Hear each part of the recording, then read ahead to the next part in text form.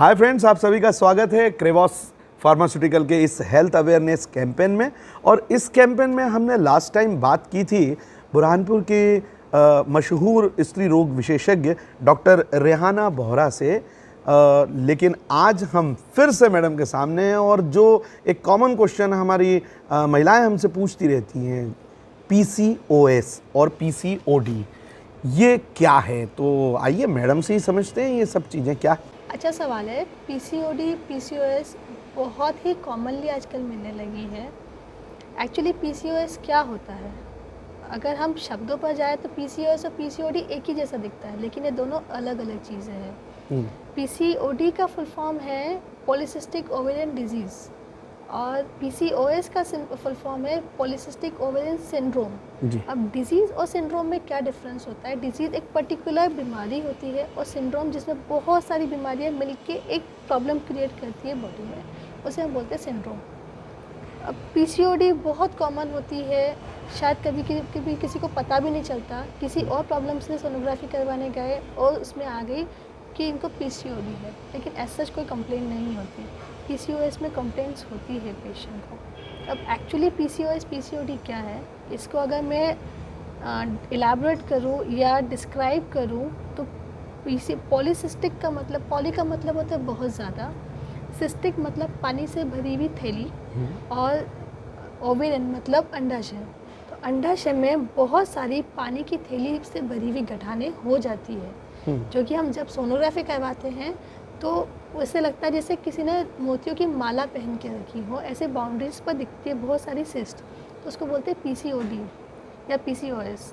PCOD में सिर्फ हमें ये मिलता है, एज सच किसी को सिम्टम्स होते हैं या किसी को नहीं होते, लेकिन पीसीओएस में बहुत सारे सिम्टम्स होते हैं, जिस सिम्टम्स की वजह से जब पेशेंट जाती है और सोनोग्राफी करवाती है तो उनको पता चलता है कि उनको पीसीओएस है जी। ये दोनों में बेसिक डिफरेंसेस हैं। जैसे मैडम आपने बताया कि अंडाशय में जो है वो मोतियों जैसी कुछ ऐसे सिस्ट हो जाते हैं, तो ये क्या होते हैं? मतलब नॉर्मली क्या होता है कि जब महीने का पहला दिन होता है, जब ब्लीडिंग स्टार्ट होती है, वहीं से अगले उसी साइकिल की तैयारी होने लगती है। बहुत सारे अंडे सेलेक्ट होते हैं, उसमें से एक अंडा डोमिनेट करता है, वो बड़ा होता है। उसमें से महीने के 14वें दिन या 15वें दिन एक छोटा सा बीज निकलता है। अगर आदमी का शुक्राणु मिलता है तो बच्चा बनता है, प्रेगनेंसी होती है, और अगर ऐसा नहीं होता तो नेक्स्ट साइकिल के लिए 15-20 दिन बाद मेंसेस आ जाते हैं। ये नॉर्मली चलता है, लेकिन पीसीओएस या पीसीओडी में ऐसा नहीं होता है। तब कोई भी एक अंडा अपना डोमिनेंस या अपनी दादागिरी कह सकते हैं वो नहीं बना पाता है जी। और बहुत सारे अंडे सभी बड़े होने लगते हैं, एक साथ बढ़ते हैं, लेकिन एक भी नहीं बढ़ पाता उसमें। और उसमें क्योंकि वो एक भी अंडा नहीं बन पाया तो एक भी अंडा नहीं फूटेगा, नॉर्मल साइकिल नहीं आ पाती, सब पूरा हार्मोनल डिस्टर्बेंस होता है, तो नेक्स्ट साइकिल की तरफ फॉरवर्ड ही नहीं हो पाते। इसीलिए पीसीओएस वाले पेशेंट में 2-2, 3-3 महीने मेंसेस ही नहीं आते, महीना ही नहीं आता। अच्छा। जब आता है तो बहुत ज़्यादा आता है, बहुत ज़्यादा ब्लीडिंग होती है, बहुत पेन होता है, और कभी कभी दवाई भी लेनी पड़ती है रोकने के लिए। तो बेसिक प्रॉब्लम यही होती है कि कोई अंडा बन ही नहीं पाता उसमें। अच्छा। इसके अलावा अगर सिंड्रोम है, पीसीओएस है, तो बहुत सारे पिंपल्स आने लगते हैं पेशेंट को, उनके बाल झड़ने लगते हैं, बहुत ज़्यादा ऑयली स्किन होने लगती है, शरीर पर बहुत अनचाहे बाल आने लगते हैं, हाथ पर, पैर पर, चेहरे पर, स्किन डार्कनेस होने लगती है, पिगमेंटेशंस आने लगते हैं। इससे बहुत सारे सिम्टम्स, मल्टीपल सिम्टम्स है जो हमें दिखते हैं। इसके अलावा शरीर के अंदर भी बहुत सारे चेंजेस आने लगते हैं, जैसे वेट गेन होने लगता है उसके, क्योंकि इसके लिए भी हार्मोन्स डिपेंड करते हैं, और बहुत सारी बीमारियों को जन्म देने लगते हैं। अब आज के दौर में ये पीसीओडी या पीसीओएस बहुत ज़्यादा इसके पेशेंट आ रहे हैं, पहले तो ऐसा नहीं होता था, तो क्या ये कुछ दौर का भी खेल है या? सही सवाल पूछा आपने। आजकल की जनरेशन जो बहुत ज़्यादा करियर ओरिएंटेड या करियर कॉन्शियस है, तो उन लोगों के साथ ऐसा होता है क्योंकि वो अपने करियर के लिए अपनी लाइफस्टाइल पूरी भूल चुके हैं। उनको कभी ध्यान नहीं रहता कि हमें कब खाना है, या जो मार्केट में रेडी मिल गया वो ले लिया उन्होंने। उनको टाइम पर सोना नहीं, लेट नाइट तक पढ़ना है या लेट नाइट तक ऑफिस का काम करना होता है। इन सब चीज़ों में ऑफिस का स्ट्रेस बहुत ज़्यादा रहता है, इन सब चीज़ों का इफ़ेक्ट पड़ता है उनके साइकिल पर, उनके हार्मोनल बैलेंस पर, जिसकी वजह से सब कुछ रूटीन डिस्टर्ब होता है, हार्मोनल इम्बैलेंस होते हैं और कहीं ना कहीं पीसीओएस को जन्म देते हैं। इसके अलावा जेनेटिक फैक्टर भी होता है कि अगर आपकी मम्मी को या आपकी बड़ी सिस्टर को या आपके मासी को ये प्रॉब्लम है तो आपको भी प्रॉब्लम हो सकती है। लेकिन मेन कॉज जो आजकल हर 5 में से एक बच्चे को या एक लेडी को पीसीओएस या पीसीओडी होता है, तो उसका रीज़न है लाइफस्टाइल चेंजेस, कि हमारा खाना पीना, रहना सोना, एक्सरसाइज ना कर पाना किसी भी वजह से, उसकी वजह से पीसीओएस बहुत ज़्यादा बढ़ गया है। इसी वजह से इनफर्टिलिटी भी रेज होने लगी है कि आजकल गर्भ धारण करने में लोगों को दिक्कत होने लगी है। एक तो करियर के कारण लेट प्लान करना, और उसी करियर के लिए हमने अपनी लाइफस्टाइल छोड़ी, हमने अपने हेल्थ का ध्यान नहीं रखा, जिसके कारण साइकिल बिगड़ी और इनफर्टिलिटी, तो डबल इम्पैक्ट आता है इनफर्टिलिटी को। तो कैरियर कॉन्शियस होना तो बहुत अच्छी बात है, लेकिन अपने शरीर के साथ नुकसान ना हो इसका आप विशेष ध्यान रखें, क्योंकि आगे जीवन जीना है आपको, इतना भाई मेहनत कर किस लिए रहे हम लोग ना। मैडम, ये एक सवाल ये भी इसमें बनता है कि महिलाओं को मासिक धर्म के समय क्या पता चल जाता है उन्हें कि वो पीसीओडी या पीसीओएस के शिकार हैं, या मतलब उन्हें गंभीर बीमारी से पीड़ित हैं, या इसके लिए उन्हें आपके पास आना ही पड़ता है और उसकी जांचें होती है, ये कैसे पता चलता है? नहीं, बेसिकली हमारे पास जब फीमेल्स आती है मेंस्ट्रुअल इरेगुलरिटी की कंप्लेंट्स लेके आती है, अनियमित मासिक धर्म के लिए आती है, या तो महीना 2-2, 3-3 महीने आता नहीं है, आता है तो रुकता नहीं है, बहुत ज़्यादा पेट दर्द होता है, बहुत ज़्यादा ब्लीडिंग होती है, या लंबा चलता था, हैवी ब्लीडिंग भी होती है और बहुत दिनों तक भी चलती है, जिससे उनका काम खराब होता है, एनीमिया हो जाता है, अच्छा, बहुत ज़्यादा पेट दर्द होता है, बहुत सारी प्रॉब्लम्स होती है। ये आम लक्षण है उसके, आम मतलब लक्षण जी। है। जब हम इसके लिए इन्वेस्टिगेशन करवाते हैं, यूएसजी करवाते हैं, तो हमें पता चलता है कि कुछ सिम्टम्स में कुछ पेशेंट को नॉर्मल होता है, जिसको मैंने बोला था पीसीओडी। इसमें यूएसजी में तो दिखते हैं कि बहुत सारे फॉलिकल्स आ गया है, पर्ल नेकलेस वाला एक पैटर्न होता है उसके लिए डायग्नोस्टिक, तो मैंने बताया था कि बहुत सारी गठानें बन जाती हैं जी। लेकिन किसी में कुछ भी सब इन्वेस्टिगेशन तो नॉर्मल आया, लेकिन प्रॉब्लम है पीसीओडी, जिसे हमने पीसीओडी वाले सेक्शन में अलग किया। पीसीओएस में बहुत सारे हार्मोन जो हम ब्लड इन्वेस्टिगेशंस करवाते हैं वो भी गड़बड़ाते हैं, जैसे हमने सीरम प्रोलेक्टिन करवाया, सीरम एलएच करवाया, कार्बोहाइड्रेट उनकी प्रोफाइल करवाई, वो गड़बड़ाने लगती है।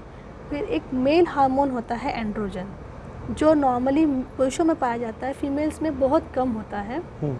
फीमेल में एस्ट्रोजन होता है उसका काउंटर पार्ट, लेकिन पीसीओएस में फीमेल्स में एंड्रोजन बहुत बढ़ जाता है। तो ये सब इन्वेस्टिगेशंस करवाते हैं, एक सीरम एएमएच होता है जो हम करवाते हैं। ये सब चीज़ें देख के, इनकी एबनॉर्मलिटीज़ देख के हम डिसाइड करते हैं कि पेशेंट को पीसीओएस है या नहीं है। मतलब अनियमित मासिक धर्म जो है वही पीसीओएस है, या और भी कुछ बड़ी समस्या इसमें आगे क्रिएट हो सकती है? बिल्कुल हो सकती है। अनियमित मासिक धर्म तो सिर्फ एक फर्स्ट इंडिकेशन है, कह सकते हैं टिप ऑफ आइसबर्ग। जैसे समुद्र में जो बर्फ़ का पहाड़ होता है, जैसे ऊपर से दिखता है छोटा सा, लेकिन अंदर बहुत बड़ा होता है, वैसे ही सेम इसका भी है कि ये तो सिर्फ एक शुरुआत है।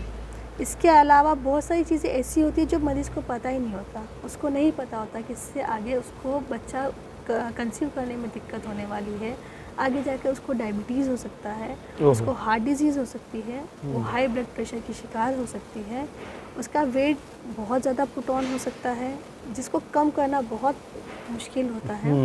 इसके अलावा मूड स्विंग्स, अगर हम पीसीओएस की बात करें और मूड स्विंग्स की बात ना करें तो ऐसा हो ही नहीं सकता कि इस ऐसी पेशेंट में डिप्रेशन, मूड स्विंग्स, चिड़चिड़ापन होना, अकेलापन सा लगना, ये सब बहुत कॉमन सी चीज़ होती है जी। तो ये सब चीज़ें हार्मोनल इम्बैलेंस की वजह से होती है। तो जो हम इन्वेस्टिगेशंस करवाते हैं, जो ब्लड इन्वेस्टिगेशंस करवाते हैं, उसमें हम यही सब चीज़ें ढूंढने की कोशिश करते हैं कि पेशेंट की लिपिड प्रोफाइल कैसी है, पेशेंट के हार्मोन्स कैसे है, एंड्रोजन कितना निकल रहा है, अंडे कितने बन रहे हैं, अंडे कितने हार्मोन सिक्रेट कर रहे हैं, हम कितना उसको ट्रीटमेंट दे पाएंगे, वो आगे कंसीव कर पाएंगी नहीं कर पाएंगी, क्या स्थिति रहेगी पेशेंट की, यही सब हम उससे पता लगा लेते हैं।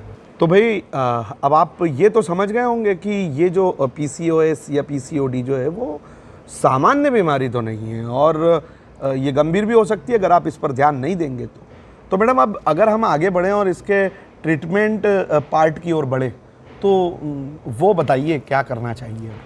सबसे पहले तो हम लोगों को लाइफस्टाइल मॉडिफिकेशन, हमें सही समय पर खाना खाना है, सही तरह का खाना खाना है, सही समय पर सोना है, सही समय पर उठना है, और साथ साथ हमें अपनी लाइफ में एक्सरसाइज को जगह देनी है। ये कुछ पॉइंट्स है जो हमें इंक्लूड करना ही है।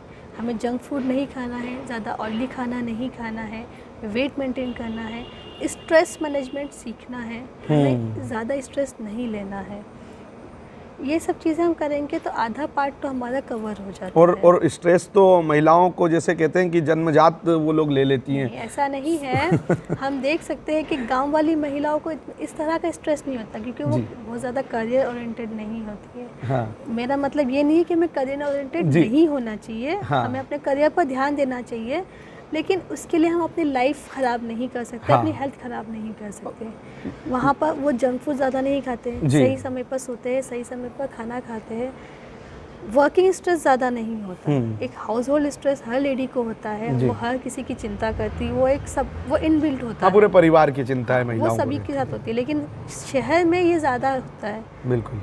शहर में हमें अपने घर के साथ साथ हमें करियर भी देखना है, ऑफिस भी देखना है, स्टाफ को भी देखना है, हर चीज़ देखना होती है, तो स्ट्रेस बहुत ज़्यादा होता है। वही स्ट्रेस हमें सोने नहीं देता, नींद पूरी नहीं होती तो हमें डिप्रेशन होने लगता है, लोनलीनेस फील होने लगता है, चिड़चिड़ापन होता है। इसके कारण हमारा या तो कुछ लोग खाना छोड़ देते हैं या कुछ ओवर ईटिंग पर चले जाते हैं, जिससे वेट बैलेंस नहीं हो पाता उनका। अब या तो वेट बढ़ने के कारण पीसीओएस आया, या पीसीओएस होने के कारण ये सब कुछ हुआ, हम नहीं कह सकते। इट्स जस्ट लाइक कि पहले अंडा आया पहले मुर्गी आई। तो हमें ये देखना रहेगा कि हम दोनों ही चीज़ों को अलग अलग करके रखें। हमारी हेल्थ प्रायोरिटी पर रखें, करियर साथ साथ अपने आप चलता जाएगा। तो महिलाओं यही बताना चाहते हैं हम कि देखिए अब हम भी जब बड़े परेशान हो जाते हैं और कहते हैं कि कुछ दिन छुट्टियां बिताएं, तो कहाँ चलें? तो बोले चलिए कहीं विलेज में चलेंगे, वहाँ पर कुछ दिन रहेंगे और अपने आप को स्वस्थ रखेंगे। तो कहने का मतलब यही है कि जो ग्रामीण क्षेत्र में, ग्रामीण भारत में आज भी उन लोगों की दिनचर्या है वो सुव्यवस्थित है। वो लोग अपने आप को उतना मेंटेन भी रखते हैं, वर्कलोड उन्हें भी होता है, लेकिन वो स्ट्रेस नहीं लेते हैं इतना काम का जितना शहरी क्षेत्र में महिलाएं ले रही है। तो अपनी लाइफ को जो है वो आप मेंटेन करके रखिए, तो आपको ये प्रॉब्लम नहीं होगी। अब ये बातें तो मैडम हो गई कि लाइफ स्टाइल जो है वो चेंज करना पड़ेगी, लेकिन बात आती है डॉक्टर के रोल की। तो डॉक्टर का क्या इस बीमारी में रोल है? डॉक्टर अपने पार्ट पर अपना काम करता है, उसको अवेयर करता है कि अपनी लाइफस्टाइल ठीक करो, जो पॉसिबल होता है वो सलाह देता है। इसके अलावा वो दवाइयाँ देता है ताकि अब जो साइकिल गड़बड़ हुई है, जो गड़बड़ ऑलरेडी हो चुका है, उसको ठीक किया जाए। तो जब मतलब बेसिक ट्रीटमेंट का होता है, तो ये डिपेंड करता है पेशेंट की एज और पेशेंट की रिक्वायरमेंट पर। जैसे बहुत यंग एज में टीनेज गर्ल है, 15 से 18 साल की लड़की है, नया महीना आने शुरू हुआ है, लेकिन गड़बड़ हो रही है, बहुत ज़्यादा हैवी ब्लीडिंग है, स्कूल नहीं, कॉलेज नहीं जा पा रही है उसको, तो उस हिसाब से उसको महीना रेगुलर करने के लिए उसको OCPs दिए जाते हैं, या जो भी उसको ट्रीटमेंट लगता है वो दी जाती है। अगर उस एज में उसका वेट ज़्यादा बढ़ रहा है तो वेट मैनेजमेंट करवाया जाता है। वो लाइफस्टाइल मॉडिफिकेशन से भी हो सकता है, या तो दवाइयाँ भी होती है, जिससे अगर कंट्रोल नहीं हो पाता तो दवाई देके कंट्रोल करना पड़ता है। अगर लड़की मैरिड है तो, लेकिन करियर ओरिएंटेड है, अभी बच्चा नहीं चाहिए, लेकिन मेंसेस इरेगुलर है, तो उसको सिर्फ मेंसेस रेगुलर करने के लिए OCPs देते हैं, ताकि बच्चा भी ना हो और मेंसेस भी रेगुलर चलता रहे। अगर उसको बच्चा चाहिए, बच्चा हो नहीं रहा है, तो मेंसेस रेगुलरिटी के साथ साथ उसको फर्टिलिटी के लिए ट्रीटमेंट देते हैं। जो मैंने शुरू में बताया था कि बहुत सारे अंडे बनते हैं लेकिन एक भी अच्छा नहीं बनता, तो उसके लिए दवाई देते हैं ताकि एक अंडा अच्छा बने, जिससे बच्चा बन पाए आगे जाके।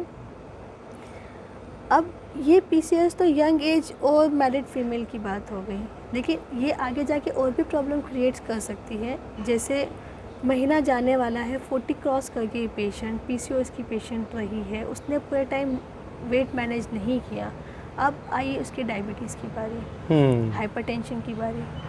एक भगवान ने बहुत अच्छा सिस्टम दिया है, एक हार्मोन होता है एस्ट्रोजन, जो फीमेल की ब्यूटी बना के रखता है और फीमेल्स को इन सब बीमारियों से बचा के भी रखता है।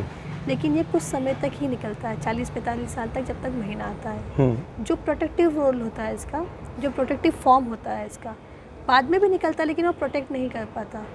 तो जब तक ये हमारे पास है, अगर हमने अपनी लाइफस्टाइल मैनेज कर ली और हमने अपना वेट मैनेज कर लिया, तो डायबिटीज़ जिनको जेनेटिकली होने वाली है वो तो होगी, लेकिन डिले हो जाएगी। जिसको इस बीमारी के कारण डायबिटीज़ इंड्यूस होने वाली है वो नहीं हो पाएगी, है ना। अगर होती है तो बहुत धीरे धीरे, बहुत कम कंट्रोलेबल डायबिटीज़ होगी। हाइपरटेंशन से बच जाएगी, क्योंकि जब तक उसका वेट था तब तक एस्ट्रोजन ने उसको बचा के रखा, मेंसेस चल रहे थे, लेकिन जैसे मेंसेस जाएंगे एस्ट्रोजन कम हो जाएगा, तब उसका प्रोटेक्शन छिन जाएगा। तब उसको कार्डियक डिजीज़ होने लगेगी, हाइपरटेंशन होगा, बीपी बढ़ जाएगा, डायबिटीज़ होने लगेगी। ब्यूटी में भी कुछ फ़र्क होता है इसमें? हाँ, बिल्कुल पड़ता है। जब मेनोपॉजल एज आने लगती है, प्री मेनोपॉजल रिंकलिंग आने लगती है, स्किन में झाइयाँ आने लगती है, डार्कनेस आने लगती है, ये सब क्योंकि ये जो ब्यूटी हार्मोन होता है ये हमारे अंदर कम होने लगता है।